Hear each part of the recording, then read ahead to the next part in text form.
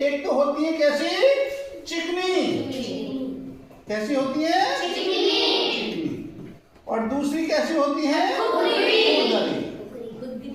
ठीक, एक चिकनी होती है, दूसरी खुरदरी होती है। जो चिकनी होती है एंडोप्लाज्मिक रेटिकुलम या अंतःप्रदत्त जालिका, उन पर वसा और कार्बोहाइड्रेट का संश्लेषण होता है। किसका? वसा और कार्बोहाइड्रेट। जो खुरदरी होती है उस पर क्या पाए जाते हैं? राइबोसोम। क्या होते हैं उस पर? राइबोसोम पाए जाते हैं। और ये राइबोसोम क्या करते हैं? प्रोटीन संश्लेषण का कार्य करते हैं। जो राइबोसोम है ये प्रोटीन संश्लेषण का कार्य करते हैं, इसलिए इनके लिए हम प्रोटीन की फैक्ट्री भी कहते हैं। राइबोसोम के लिए क्या करते हैं? प्रोटीन की फैक्ट्री भी कहते हैं। राइबोसोम भी दो प्रकार के होते हैं, एक आपका 70S के होते हैं और एक 80S के होते हैं। जो प्रोकैरियोटिक कम विकसित कोशिकाएं होती हैं उनमें 70S के राइबोसोम पाए जाते हैं, और जो विकसित कोशिकाएं होती हैं उनमें कौन से पाए जाते हैं? 80S वाले राइबोसोम पाए जाते हैं। ठीक है, इससे आगे चलते हैं।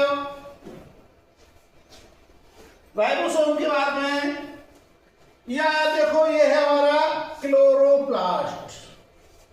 क्या है? लवा, हरित लवा। क्या है? हरित लवा।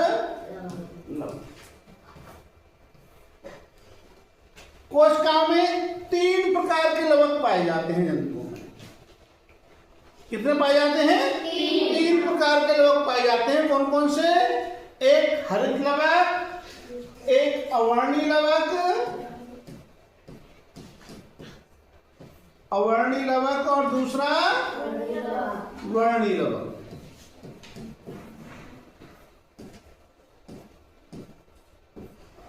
इंग्लिश में बात करें तो इनको कहते हैं हम क्लोरोप्लास्ट। हरित लवक को क्या कहते हैं?